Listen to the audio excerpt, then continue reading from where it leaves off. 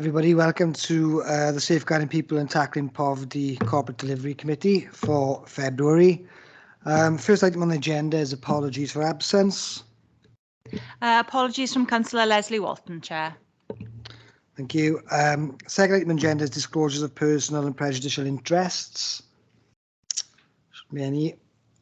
No. Okay. On to item 3 then, which is the minutes. So to approve and sign the minutes of the previous meeting, which was January's meeting. Anybody happy to move those? You've also had copies sent out.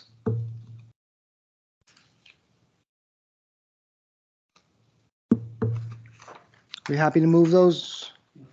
Yeah, Councillor Jeffries and Councillor Fogarty to second. Thank you very much. Okay, on to item 4 then on the agenda, which is the Directorate Workforce Programme for Social Services.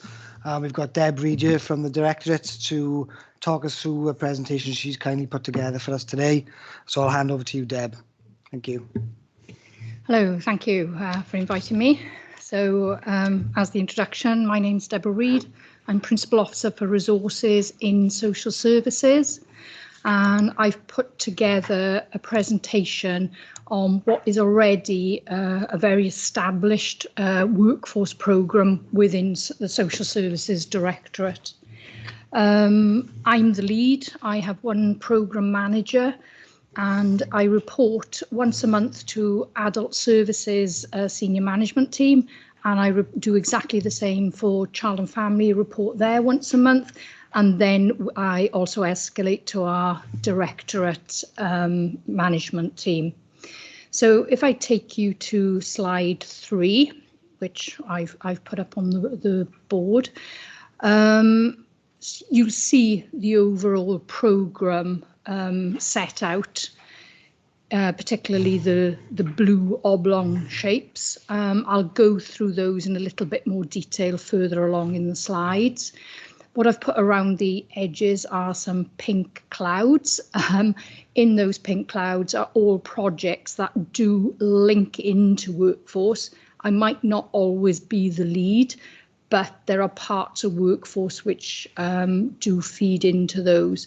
So an example I'd give you on the bottom, we have one which says the performance programme.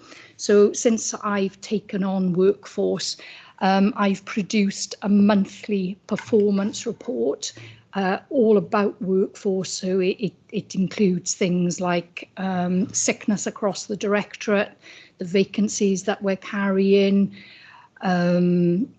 where we are from a safeguarding perspective and our training, where we are with our employee relation cases. You know, it really is a full report, and that gets reported to PNFM on a monthly basis. Some other things that I'm also involved in, again, if we look at the top left, joint ventures and partnerships. Can you start with slideshows? You can see the full slide button. Just scroll up and down. Click on slideshow. Sorry. Okay. So the red band on the top. Yeah. Go across slideshow. Yeah. And just click from the beginning. Right from there. That's it. And then just press. Yes, that's fine. Sorry. So if we look at the top left bubble, joint ventures and partnerships, we're doing an awful lot of work with, for example, Gower colleges in looking at introducing apprenticeships into social services, and we're doing an awful lot of work with Swansea universities and other universities regarding our students and how we attract individuals to come and actually work for Swansea. So I'll move you on now to the Directorate programme. So this the page that I'm displaying now, this highlights all the cross-directorate work. I won't take you through every project section. I'll just highlight some of the work that we've done. So if I look at recruitment and retention, ultimately we want to market ourselves as the best place to work. And we've participated in numerous marketing campaigns, and sort of pop-up shops. So when we have a particular role that we are struggling to advertise, what we do, we go out into the communities and we really do market this role. We welcome individuals coming into the pop-up shop to work with us. We give them more information about the role, and we found this has been very successful. About 6 months ago, we went out for some support worker roles in child and family, and we had nearly 100 applications for the role after going out on a pop-up shop. Some marketing events that we've done when we were particularly struggling to get care support worker roles. We went out onto the local radio station. We've certainly increased our social media presence. And again, from a marketing perspective, we've even put vinyls onto some of our vans within social services, directing everyone to a specific social services web page. So we've got an apprenticeship programme mentioned there. So this is something that I'm actually working on at the moment. This is a programme to include business support, care management officers, and some of our hard to recruit posts. We thought that if we could start off with an apprenticeship, and it's almost at the start of our grow your own within an apprenticeship programme. Workforce data, I've already mentioned that. We have a very comprehensive report going to PNFM every month. And absence, again, we've got a HR officer who works specifically with us on our absence and our sickness and our monitoring of that, looking at the whole directorate, and again that feeds into the workforce data. As you all know, we've got a corporate workforce strategy which we're aligning all our work to.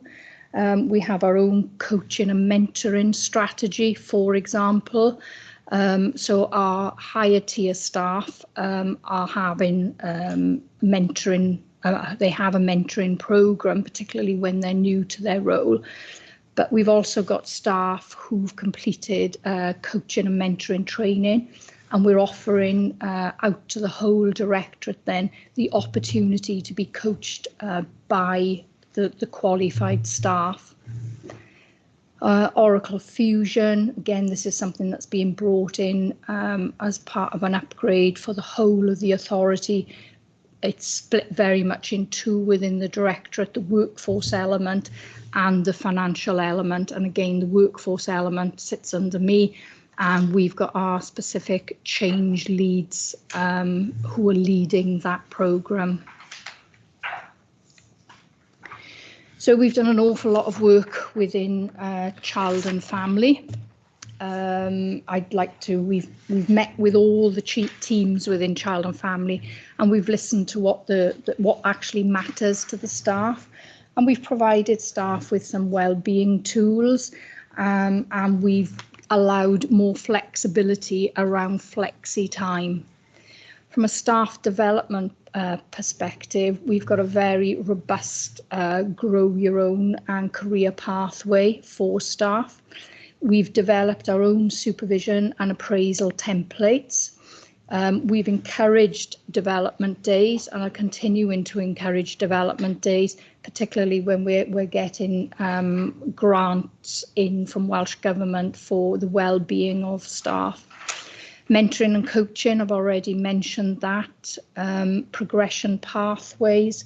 So what we are hoping that this particular scheme, it's not just for social workers within social work, within social services. It is for all staff, whether you're business support or whether you work in, say, a preventative measure within some of the early help hubs. And what that's actually allowing, it's allowing staff to shadow. So if they think they would be interested in a particular career, maybe as a social worker, we are allowing them to shadow. We're putting specific training in place. Individuals are being tasked or being asked if they'd like to carry out specific pieces of work which will then enhance their CV. Not all staff want to progress. Some staff are actually quite happy in their role, but it's still about that career development for them.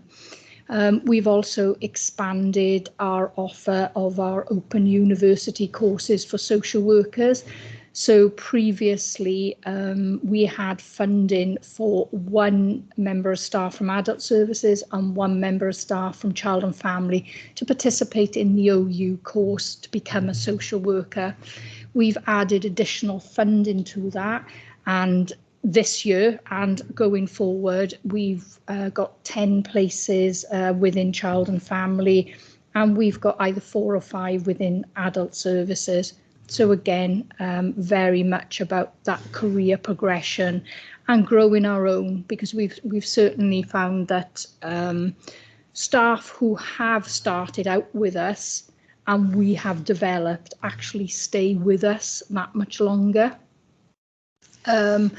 We've also in child and family recently devised a reward and recognition scheme. So particular teams are allowed to or can nominate individuals for specific pieces of work where they've really shone or they've done really well. And then once a month, then we draw everybody who's been nominated. We have one winner, if you like, and we draw that out of the hat. And the head of services very kindly provided some funding to out of her own pocket to provide it's like a token to shop with. And then the last one on the child and family is the Memorandum of Cooperation and the All Wales Pledge. So I'm leading on this again from a Swansea perspective. So this is where particularly during COVID, there's certainly a national shortage of social workers. So a lot of authorities are having to recruit agency social workers. Fortunately for Swansea, the number is very low, particularly if you compare us with the likes of, say, Bridgend and Cardiff. But what we're looking at doing is bringing in this memorandum at the moment for child and family agencies, where it puts all agency workers on the same rate of pay, so that agency workers aren't jumping from one authority to another to try and get a better pay rate. And also built into that is an understanding that we won't take any newly qualified social workers on.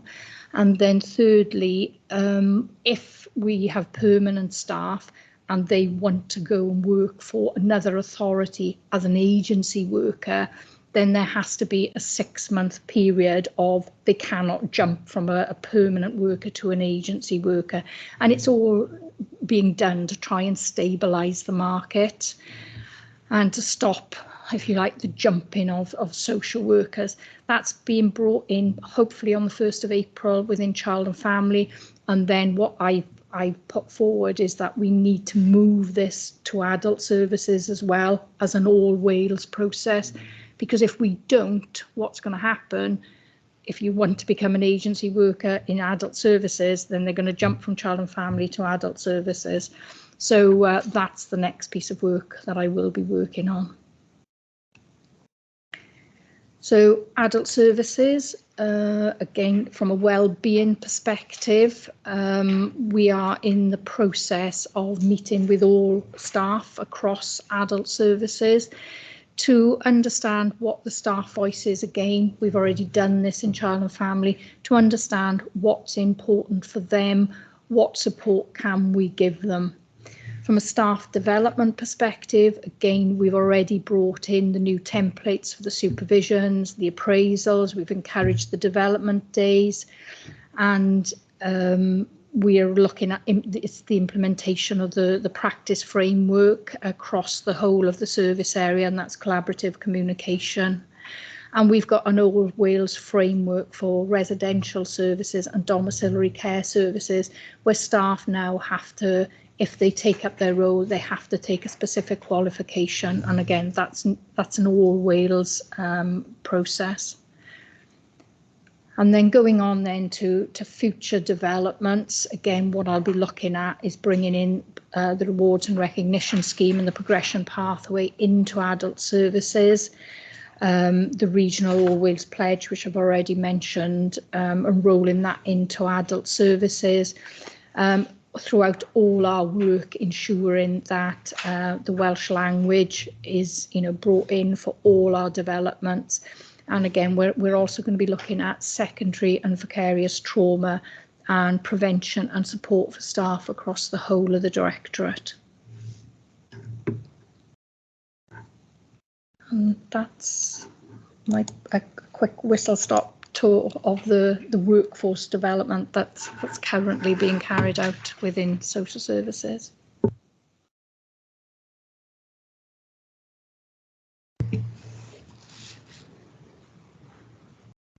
Great. Thanks, Deb. Thanks very much for filtering that down or boiling that down for us, because it's, as we said before we started, some huge piece of work, isn't it? Yeah. That's filtering into an even larger piece of work across the corporate organisation as well, isn't it? So, does there anybody? I can see Councillor Fogarty has indicated. Councillor Fogarty, would you like to come in? Thanks. Yeah, it was just a question for clarification, because I wasn't aware of the All Wales pledge prior. So I think I might have misheard. Did you say that it involves not taking on newly qualified social workers? As an agency worker. Right. Only as an agency worker. Right, so take them on as, oh, I've got a lot of echo, sorry if you can hear me twice. So you take them on, but as employed members of staff? We take newly qualified as permanent members of staff, but not as an agency worker, because when you are a newly qualified, you do your first year in practice, and then you have to carry out what used to be called CPEL, but it is a training framework in your second year. So, if you were to, if you come in as an agency worker and you're newly qualified, you have not got that experience. Yeah. So therefore, as part of the pledge, it is that as an agency worker, you don't join an authority. Yeah, that makes sense. And just again to check for my understanding, is the agreement between just local authorities? Are there any private providers involved? At the moment, it's being led by ADSS, and it is just for local authorities within Wales. They already have this up and running within England, but so it's now moving to Wales, but it is local authorities only.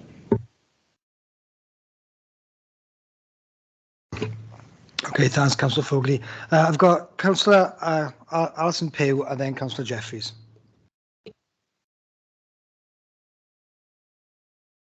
You're on mute, Alison. Sorry.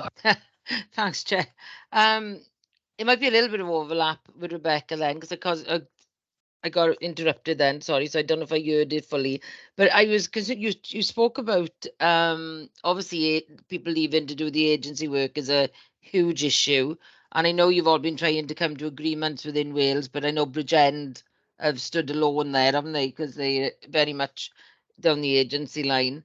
But how it seems, how can I say that? Obviously, you've checked with legal, so obviously it is legal that we can say you can't leave for 6 months if you're going to work for an agency. But it does seem, in some respects, it seems wrong. Do you know what I mean? That you would alter, if you left because you've got a job, I don't know, full-time in Bridgend, you can go in 2 months.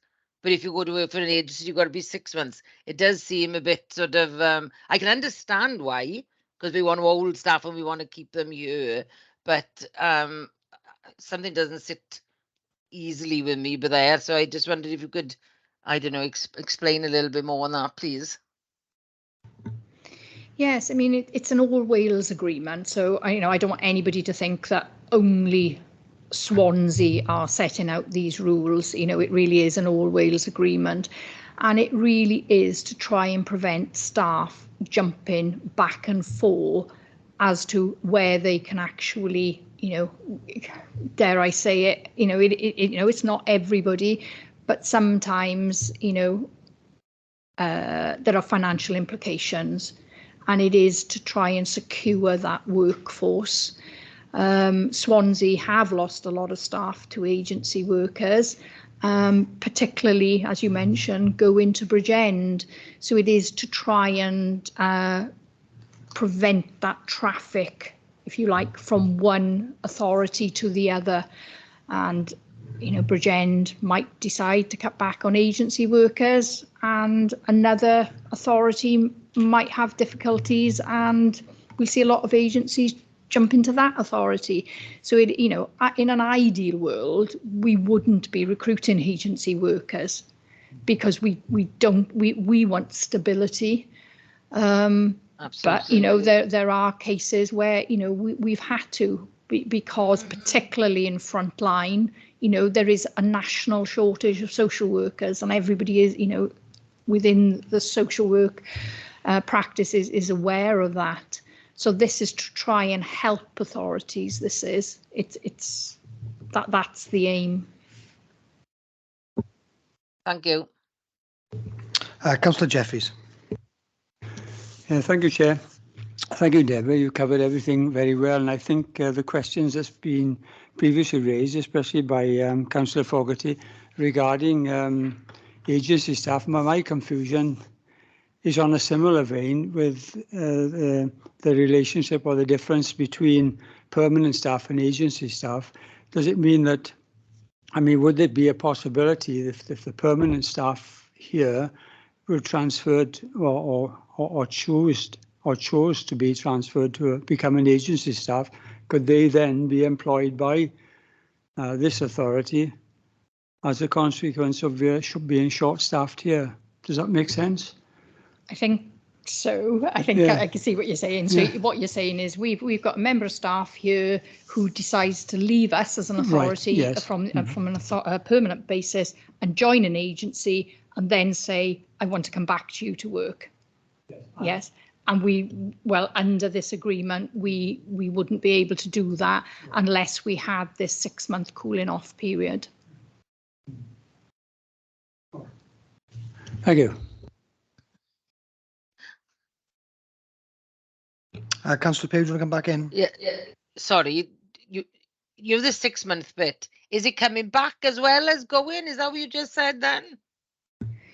No. So if you're an agency worker and you want to apply for a permanent post within Swansea, then no, the 6-month doesn't apply. Then if you're an agency worker, you can apply for a permanent role in an authority. I thought that was a bit odd then. Okay, anybody else like to ask any questions to Deb? I mean, it's a fascinating piece of work, and I think we could probably spend about an hour just on this pledge, because obviously I personally work in social care myself as the children's service manager, and I'm just thinking about all the different challenges around that, just from things like, what if you're a qualified social worker but you're working in an unqualified role in the local authority, say in prevention, and then you want to move across to an agency?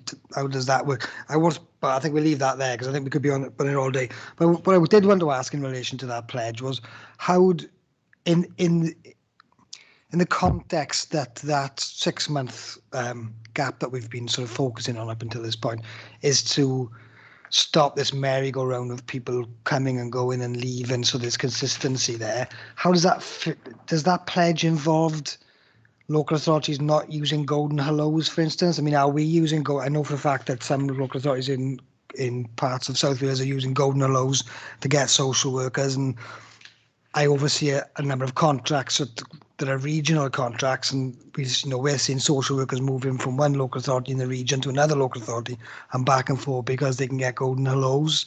So I suppose, does everybody know what I mean by that? So people are getting basically bonuses to join. Are we offering that in Swansea, and added to that, does the pledge tackle that at all? So from an agency perspective, no, we're not paying any golden hellos at all. From a staffing perspective, in the frontline teams, we were originally paying, if you like, a payment to try to retain our existing staff. That's what we were doing. But that's actually ending now at the end of March. But that was only the child and family frontline team. It wasn't any other team. But that was more to try and retain our staff. And if we could attract anybody from outside because of this additional payment, then that was going to be a bonus. But that's ceasing now at the end of March. Okay. Thanks, Deb. I mean, a couple of other questions that I had, because I can't see anybody else indicating. If that's all right, is first of all, really pleased to see that there's more places for internal staff to get onto the social work course, because I think that's really important. I was really disappointed when that was cut. Well, probably 15 years ago now, wasn't it? You know, and because you're absolutely right in what you say. In my experience, is people who are employed locally and invested in will stay around longer than people who come in. Although we should be casting our net as wide as possible, obviously. But I'm really pleased to see that. But one of the things I was going to ask you about in terms of that kind of regional work that we're doing, I mean, one of the things I think that we've ignored in this whole time around this social care workforce crisis that we're under, because it is a real crisis in places, is why we don't tap into some of the existing expertise we have in Wales, where we have professionals in allied agencies or allied places of work that have got experience, are bound by the same laws. I'm thinking of teachers particularly here, but it's also some third sector professionals as well, where we have a situation in Wales where we have more teachers than we need and less social workers than we need, and yet we've jettisoned the diploma in social work, and we only have 2 routes into becoming a social worker in Wales, don't we? Both through universities, and I get the reasons for that, but I just wonder whether, as a local authority, we're doing enough to try and influence Welsh Government to think about having more diverse routes into social work that don't rely on 2 very specific and narrow gateways into the profession, when we've got probably quite a lot of people who could come across who've got tons of experience being Senkos in schools or working in prisons, probation officers, things like that, where there used to be more kind of traffic, two-way traffic between the agencies. Is that something we do in regionally? Yeah, well, I can't comment on regionally, but I can certainly comment on what we're doing within Swansea. And, you know, we've mentioned child and family services quite a lot, haven't we? And that is particularly where we have the issues. There are many statutory functions that social workers can carry out. So when we realised that, you know, there was this national shortage, what we did in child and family, we put a lot of our staff funding into getting support workers in. And within those support worker roles, they can carry out roles, the non-statutory element of the role. And a lot of those individuals had previously been teachers. There is one role that we have, and that's in the Youth Justice Service, where previously it had been a social worker role. And we'd been able to get a probation officer in the role, and the probation officer was able to carry out the same duties in this particular field. So, you know, we are trying to attract all sorts of different professions into social services. They can't all become social workers with their current profession. But again, with opening up this Open University course, they are then able to diversify and train to become social workers. If this is what they want to do, then they can carry out the full spectrum of the role, which includes the statutory responsibilities. Does that answer your question. Yeah, no, that's good. That's fascinating. I mean, Yeah. my own personal opinions are that the Welsh Government needs to do a lot more to offer bridging courses and that type of thing for Yeah. professionals who've got years of experience and have got academic qualifications coming out the years away. They need to do another master's or another degree. Yeah. Seems to me ridiculous, but that's for another day. Okay, that's really interesting. Anybody else got any questions or comments to Deb? Thanks so much, Deb, for coming in, because it's a really important piece of work, isn't it, that you're doing. It's it's going to have a massive impact on vulnerable people in Swansea. So thanks very much for coming along, and we look forward to updates as we move forward. Okay, that's brilliant. Thank you very much. Okay, we're on to the next agenda item then, which is agenda item 5, which is the draft corporate personal debt recovery policy. I think we've got Lee. Is it Lee? Lee's with us today. Yeah, Lee Campbell is here with us today to give us a verbal update. Oh, sorry. Yeah, Councillor Fogarty. Interrupt. I just didn't get my hand up quick enough when you asked for declarations of interest at the beginning. My job outside of the council is with Shelter Cymru, and we have a debt advice service that I'm involved with. So just wanted to declare a personal interest on that. Okay, that's fine. Absolutely. Thanks, Councillor Fogarty. Okay, Lee, I'll hand over to you. Thank you very much, Chair. Afternoon, everyone. So yeah, my name's Lee Campbell. I'm the Principal Officer for Tackling Poverty Service. Giving you a quick update on the development of the corporate personal debt recovery policy today. Since the last meeting, we brought this document to this group. We've taken the draft policy that we presented then further and has actually taken a version of this to CMT on the 25th of January. Where it was agreed that the policy could progress to move forward towards public consultation. So we're bringing it back today to give CDC the chance to provide their views and recommendations going forward. Just want to make a couple of points. Really, we've taken this version of the document, like I say, to CMT. We've also briefed our financial inclusion steering group and our poverty partnership forums on the information in this and sought initial engagement on what this will look like going forward to help the insight into the development of the policy. We've also been discussing in terms of the next steps with the IIA process. We've been discussing with Access to Services the way forward on making sure that we work very closely with the various council services that are going to be applying this policy.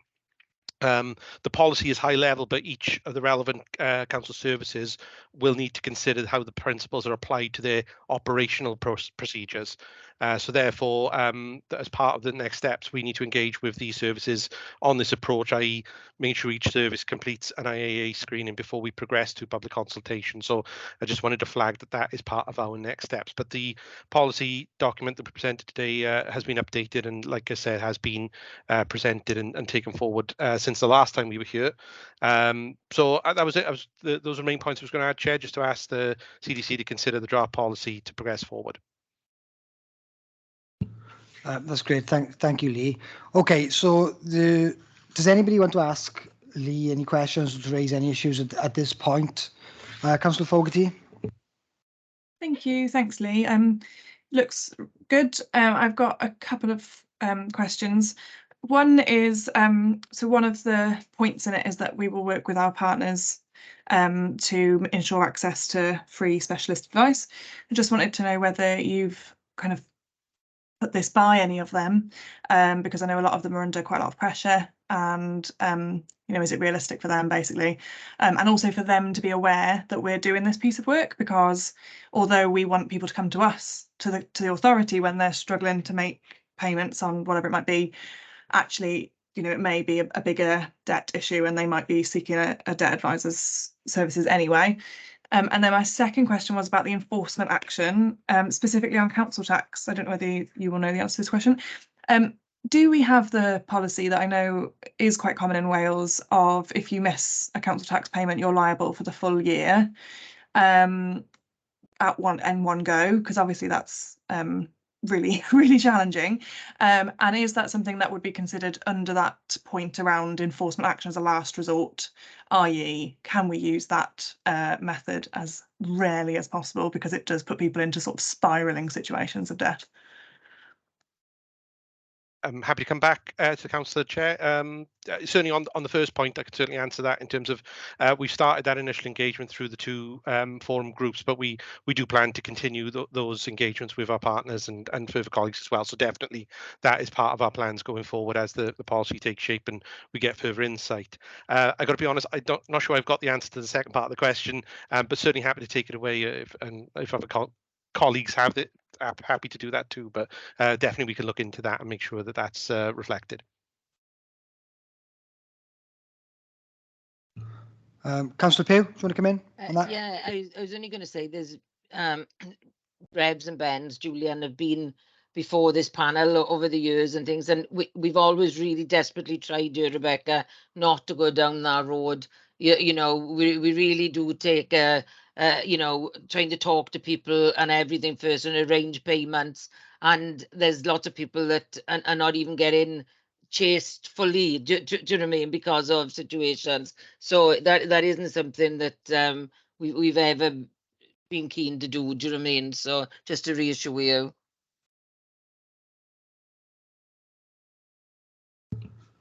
Okay, so what's before us effectively, I'm just going to summarise this just to make sure I'm right, is that it's for us as a committee to decide whether we're happy for this, for the draft policy to be taken forward to the public consultation stage. Is that right, Lee? And then following that consultation stage, it will then move forward to the cabinet for formal adoption. Is that correct? I believe that's the process. Yeah. Okay. And Alison's not saying anything different, so that's always a good sign. So always right. Yeah, absolutely. Okay. So so for those committee members, then it's for us to decide: are we all happy for this to move forward? Just give us a show of hands. Yeah. Yeah. Okay. Yeah. Anybody not happy? Anybody want to say anything before we move on? Just to make sure we've got all that covered. Yeah, I think that's fair. Okay, that's great, Lee. Thanks very much for bringing that back to us and for the work you've done previously and the times that you've come before us with Richard as well. So thanks very much for that. On to item 6 then, which is the Swansea Council Volunteering Policy Strategy Development, and I believe that's you again, Lee. Yes, that is, Chair. Yeah, I haven't gone far. So yes, thank you. Happy to give everyone an update on the progress with the corporate volunteering policy. This is being led by the working group that we've established and we've previously reported to this group. The latest draft is included. We've taken on feedback that we received at the last CDC meeting that members have previously given us. So just to very quickly point out, we've put in references within the document to the fact that volunteering complements and does not replace the role of paid staff. That's in page 1. We made some changes to reflect the consistency across departments in pages 1 and 5. We made some changes to some of the language. There was some comments previously about making sure we don't omit sort of refugees and asylum seekers and others from being applicable to that. And we've included the hyperlink within page 1 to the WCVA's TUC charter, which was referenced. So the Charter for Volunteering and Workplace Relationships, which is linked to that. So the working group has now taken those comments on board. We've updated the document. We're now focused as the working group on the development of the next sort of set of companion elements to this, which is the handbook, the toolkit, and the baseline data for volunteers that are hosted by the council. So just to kind of reflect that these are very important elements to the taking the policy forward. We need those to be completed to allow the group to really progress to the next stage of recommending that the policy is adopted, so we can make sure that it all aligns and it's all reflected. So so we're basically bringing this as an update today. It's showing you the latest version, and the working group is continuing with its planned activities to take forward those developments. So but I'm happy to answer any questions that the group may have. Thank you. Thank you, Lee. Anybody like to come in and ask anything about, we've had quite a lot. Councillor Fogarty? You're going to get bored of calling my name, Chair. It was just I was a bit surprised to see in the policy, the organisation hopes volunteers will be reliable, etc., etc., because it sort of implies that they might not be. And I'm sure it's more of an expectation, really. You know, it says in the previous line it's a mutual expectation, and sort of later on it says volunteers will be made aware of how inappropriate behaviour will be dealt with. And I imagine it's been left that vague because it will be specific to whatever the role is and the procedures, policies, etc., that govern that particular part of the business. But yeah, I personally would support strengthening that phraseology. I think we hope that, you know, seems a bit laissez-faire when actually we invest quite a lot in our volunteers and they're doing really, really crucial and important work, and you know, sort of carry the reputation of the council on their shoulders in some respects. So yeah, that was my only comment really. Thank you very much, Councillor. Yes, very happy to look at the wording of that and make sure it does reflect. I think you're absolutely right. We want to make sure, while it's still a flexible policy in terms of how it's adapted, it still sets the right expectations of all who are going to follow it. So yeah, I'm certainly happy to look at that. Thanks, Natalie. Have you got Councillor Jeffrey? Yeah, just an observation regarding the policy. It's all about volunteers, but would there ever be an option for these volunteers who would have work experience here within the council? What's the chances for them to become full-time employees? Would that be a consideration in this, as part of this policy? Thank you, Councillor. Yes, I think it's definitely part of the journey mapping that we're doing, and we're looking at how volunteer progression can be supported. So I think the working group have had conversations about that, and also expanding that volunteering experience in other ways, you know, in terms of broadening the things they volunteer for. So there are certainly opportunities for us to take that forward, and we could look at how that connects with other pieces of work and other policies. But it's definitely part of the experience of being a volunteer that we're looking to explore further with our colleagues. Thank you, Lee. Okay, that's great. I can't see anybody else indicating to come in at this point. So I'm right in saying there's no role for us today in terms of process here. This is just for information. We've had a lot of involvement in the development of this work as well, so we're pretty, you know, au fait with what's happening. So thanks for coming back and letting us know, and we look forward to this coming back to us again as a draft policy in due course. So thanks very much for your attendance today. Okay, and we're on to the last item on the agenda, which is item 7, which is the work plan. So that's on page 39 of the pack, of the last page that you've had. So for the next month, what we're looking at next month, 27th of March. I think what coming back next month. It won't be the volunteer strategy.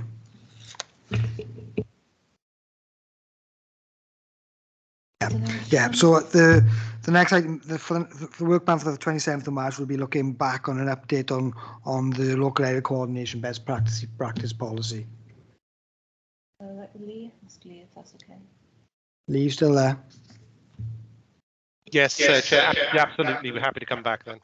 Yeah. Okay. Great. Any thoughts or comments or queries on the work plan in particular? No? Okay. Any thoughts, comments, questions, or otherwise before we close the meeting? No? Okay. In that case, thanks very much for your attendance. Thanks to the officers, particularly Deb and for Lee, for coming here today and putting that work together for us. And to Democratic Services, to Alison for all the support, as normal. And it's nice to see the cabinet members here as well. Al, hope your leg's okay. And Thanks, Kerr. That's okay. We'll all see you on March 27th. Okay. Thanks very much. Yeah. All the best. Thanks, Bye-bye. everyone. Thanks all.